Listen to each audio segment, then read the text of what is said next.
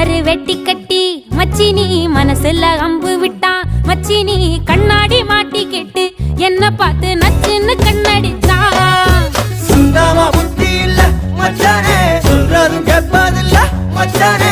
பக்கத்து வீட்டில் எல்லாம் பக்கா வச்சு மொத்தமா செஞ்சு புட்டா.